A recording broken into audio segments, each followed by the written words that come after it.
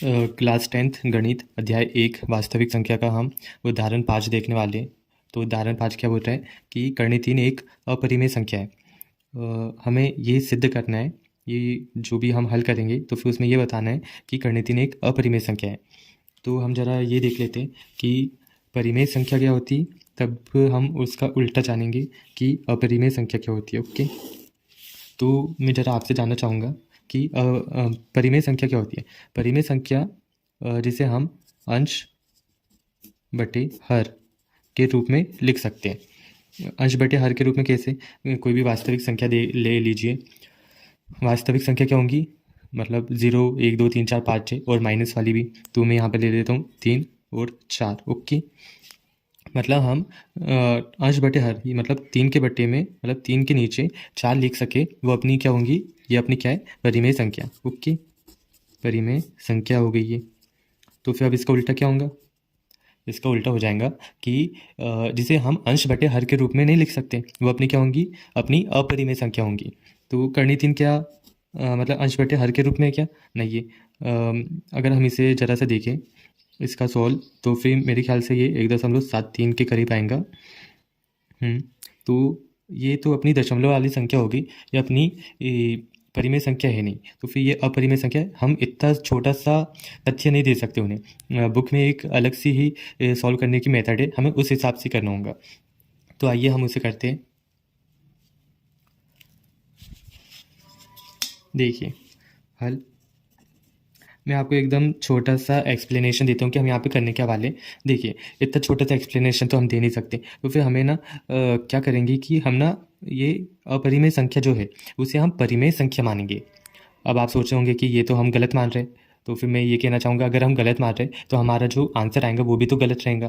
तो फिर हम उसी को आधार बना के लास्ट में ये लिख सकते हैं कि हमारी अवधारणा गलत थी। वो अवधारणा क्या थी कि हमने कर्णीय 3 को एक परिमेय संख्या मान बैठे थे, तो हमारा आंसर जो है वो भी गलत आया। तो फिर इस आधार पे हम बोल सकते हैं कि कर्णीय 3 एक अपरिमेय संख्या है। तो फिर देखिए, इसके लिए सबसे पहले हमें क्या करना होगा, माना लिखूँ, माना कर्णीय 3 एक कौन सी संख्या है, परिमेय संख्या है, परिमेय संख्या है, ये मान लिया हमने।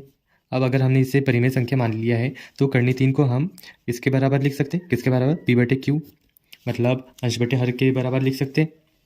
ओके, अब यहाँ पे ज़रा आपको थोड़ी सी लैंग्वेज भी लिखनी है, जहाँ पी और क्यू सह अभाज्य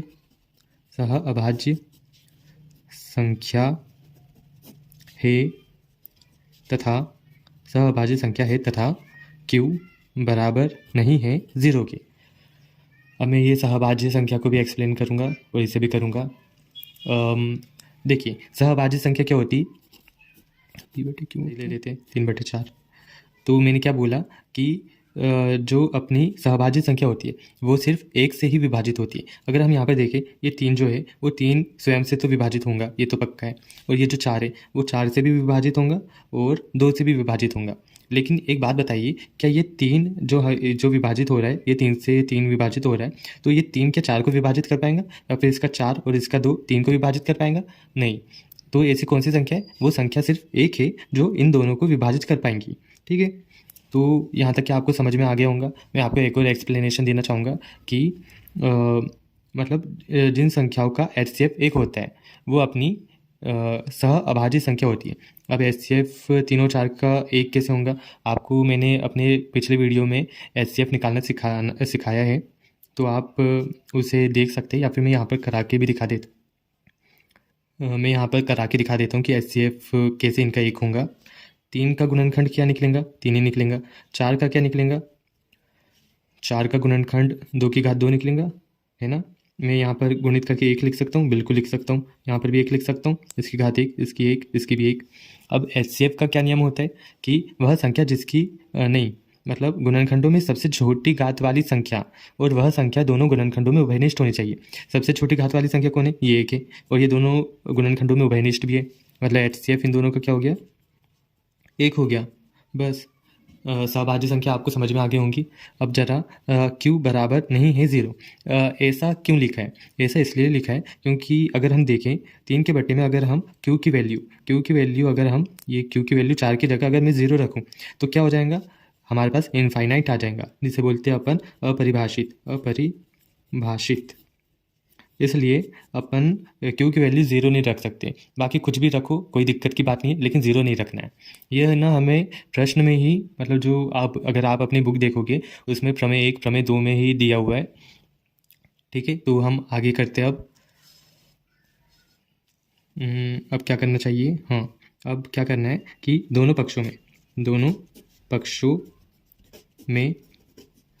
वर्ग करने पर, दोनों पक्षों में वर्ग करने पर क्या हो जाएगा? ये करनी 3 की घात कितनी हो जाएंगी? 2। ओके। p बटे q की घात भी कितनी हो गई? 2। ओके। अब देखिए, आपको पता है करनी को हम किस प्रकार लिख सकते हैं? करनी को ना हम 1/2 की फॉर्म में भी लिख सकते हैं। गुणित करके मैं यहाँ 2 लिख देता हूँ, यहाँ 2, इसे कोष्टक में लिख देता हूँ, इक्वल्स टू p की घात 2 कर देता हूँ और q की घात भी 2 कर देता हूँ। देखिए ये तो इससे कट जाएगा। ओके, अब बचा क्या? 3 बराबर इसे p की घात 2 बटे में q की घात 2। अब जरा हम यहाँ पर तिर्यक गुणा करेंगे। तिर्यक गुणा कैसे हो पाएगा? तिर्यक गुणा, ठीक है। तो फिर तिर्यक गुणा करेंगे तो फिर ये इधर आ जाएगा, 3 q की घात 2 इक्वल्स टू p की घात 2। ओके, अब अपन को क्या करना है? ये जो 3 है, 3 को p के नीचे भेजना है, ठीक है। q की घात 2 इक्वल्स टू p की घात 2 बटे में 3। कर सकते हैं हम ऐसा? बिल्कुल कर सकते हैं। अब देखिए यहाँ पर आपको क्या समझ में आ रहा है? इतना मैं ज़रा एक डब्बा बना लेता हूँ, इसे समीकरण 1 दे देता हूँ। तो यहाँ पर आपको क्या समझ में आ रहा है? ये 3 जो है p की घात 2 को विभाजित कर रहा है। ओके, तो मैं ऐसा लिख लेता हूँ, जहाँ 3 p की घात 2 को विभाजित कर रहा है, तो 3 p को भी विभाजित करेगा। क्या कहा मैंने? 3 अगर p की घात 2 को विभाजित कर रहा है तो 3 p को भी विभाजित करेगा, बिल्कुल करेगा। अगर आपको इस तरीके से, मतलब ये चर पदों में समझ में नहीं आ रहा तो मैं अचर पदों में समझा देता हूँ कि मान लीजिए ये p की घात 2 है। ओके, यहाँ पर 3, हम यहाँ पर p की वैल्यू क्या ले लें? p की वैल्यू हम 9 ले लेते। ओके, p की वैल्यू 9 रखी तो फिर क्या हो जाएगा? 9² अपॉन 3। ओके, ये इसे सॉल्व करेंगे तो क्या हो जाएगा? 81 के बटे में 3।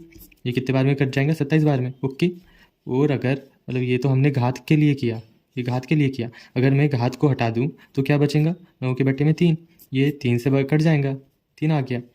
तो फिर क्या समझ में आया हमें कि 9 की घात 2 को तो 3 विभाजित कर रहा है और 9 को भी विभाजित कर रहा है। ओके, अब आगे देखते हैं हम।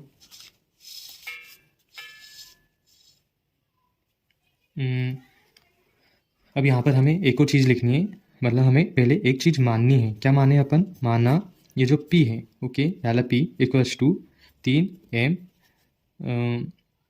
हाँ 3m है, जहाँ जो मैंने m लिखा है ना वो अपनी पूर्णांक संख्या है। m एक पूर्णांक है। ओके, पूर्णांक है। अगर आपके दिमाग में यह आ रहा हो कि मैंने p इक्वल्स टू 3m ही क्यों लिखा, तो ज़रा मैं इसे भी एक्सप्लेन कर दूं। देखिए वो बहुत ही डीप, मतलब पिछली क्लास में आपने पढ़ा होगा, नहीं पढ़ा होगा, फिर भी मैं अभी समझा दे रहा हूँ। लेकिन ना इसकी ना एक आप छोटी सी हल्की सी ट्रिक समझ लीजिए कि अगर आप यहाँ तक के पहुँच गए हैं, ठीक है, अभी तो आप करनी 3 वाला सवाल देख रहे हैं, आगे आपको करनी 5 वाला भी मिलेगा, करनी 2 वाला भी मिलेगा, तो फिर आप ज़रा कन्फ्यूज़ हो जाओगे कि p बराबर से हम माने क्या। तो मेरी एक बात याद रखना, आप p बराबर से ना ऐसी संख्या मानना जो यहाँ पर भी हो। ओके, मतलब ये p की घात 2 के बटे में 3 है ना, तो फिर ये 3 को तो लिख लेना और साथ में m को लिख लेना। ओके, मान लीजिए अगर यहाँ पर 5 होगा, मतलब करनी 5 का भी एक सवाल आएगा अभी, अगर यहाँ पर 5 होगा तो आप यहाँ पर 5 लिख लेना और बाजू में m लिख लेना। ओके, अब मैं बता रहा था कि p बराबर से मैंने 3m क्यों माना। ओके,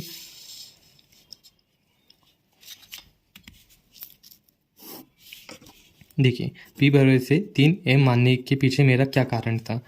मान लीजिए कि p की वैल्यू क्या है? 12 है। ओके, 3m ऐसा लिख लेता हूँ। तो फिर 12 का ज़रा आप गुणनखंड निकालिए। 12 क्या क्या आ जाएगा, 3 से कट रहा, ठीक है। नहीं ना, पहले 2 से काटेंगे। 2 ही छंग 12, 2 तिया 6, फिर ये 3 हो गया। गुणनखंड निकाला अपन ने, क्या निकल गया, 12 बड़े से 2 गुणित 2 गुणित 3, ओके। इसे और अच्छे से लिख लेते, 3 गुणित ये 2 गुणित 4, ओके। अब आपको कहानी समझ में आ रही होंगी कि ये देखिए, ये 12 का 12, ओके, ये 3 का 3, ओके।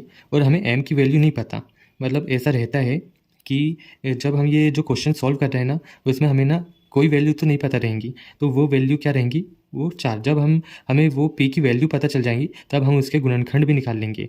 तो फिर आपको यहाँ तक कि समझ में आ गया कि हमने 3 क्यों लिखा था, क्योंकि 3 12 के गुणनखंड में आ रहा है। और m की वैल्यू अगर हमें नहीं पता है तो फिर कोई दिक्कत नहीं है, m की वैल्यू हम बाद में निकालेंगे। तो फिर उसके लिए हमने m लिख चुके हैं, ओके। अब फिर से हम क्वेश्चन पे आते हैं, मतलब अपने हल पर। तो अब क्या करना है आपको, ये जो हमने समीकरण 1 माना था, उसमें p की वैल्यू रख लेना है। समीकरण एक में p का मान रखने पर ओके, तो क्या हो जाएंगे यहाँ पर, अगर हम p की वैल्यू रखें तो q की घात 2 इक्वल्स टू p की वैल्यू क्या है, 3m, ओके। 3m पूरे की घात 2 बटे में कितना था, 3 है, ओके। q की घात 2, इसे हम सॉल्व करेंगे तो क्या आ जाएगा, 3 3 9, तो इसका हो जाएगा m की घात 2 हो जाएंगी बटे में 3 जैसा का वैसा। ये 3 से ये 9 को काट दो 3 बार, q की घात 2 बराबर इससे 3 m की घात 2, ओके। यहाँ तक क्या हो गया। अब क्या करना है आपको, ये जो 3 है, 3 को ना q के बटे में भेजना है, तो हम भेज देते हैं। q की घात 2 बटे में 3 इक्वल्स टू m की घात 2। इसे और अच्छे से लिख लेते हैं।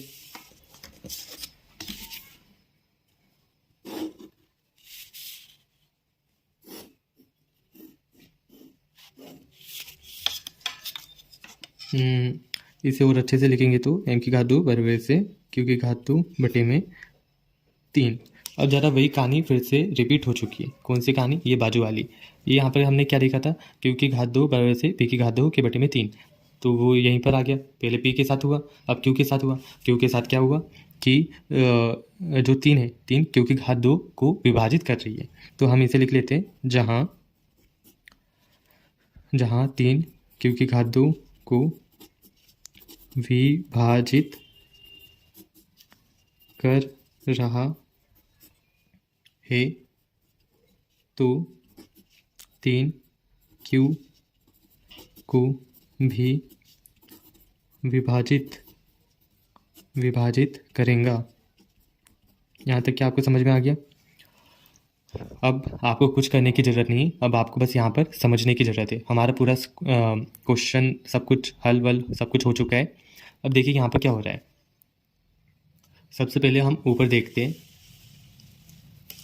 ज़रा आप यहाँ पे देखिए, हमने क्या माना था कि कर्णी 3 एक परिमेय संख्या है, ओके। हमने परिमेय संख्या माना था, तो फिर हमने परिमेय संख्या की एक शर्त होती है। क्या शर्त होती है, उसके जो अंश बटे हर वाली कोई भी अपन जो p बटे q, मतलब इनकी जो वैल्यू रखेंगे हम, वो ना अपनी ना सहभाज्य संख्या होती है। और उस सहभाज्य संख्या की क्या कंडीशन होती है कि वो सिर्फ 1 से विभाजित होती है, ओके। हमने परिमेय संख्या माना, और वो परिमेय संख्या में जो अपन संख्या लेते वो सहभाज्य संख्या होती है, मतलब वो सिर्फ 1 से विभाजित होंगी। लेकिन अब ज़रा नीचे देखिए,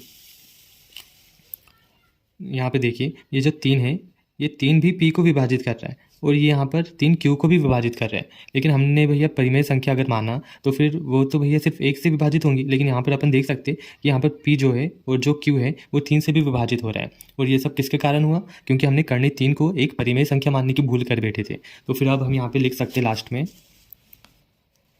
कि यहाँ विरोधाभास उत्पन्न होता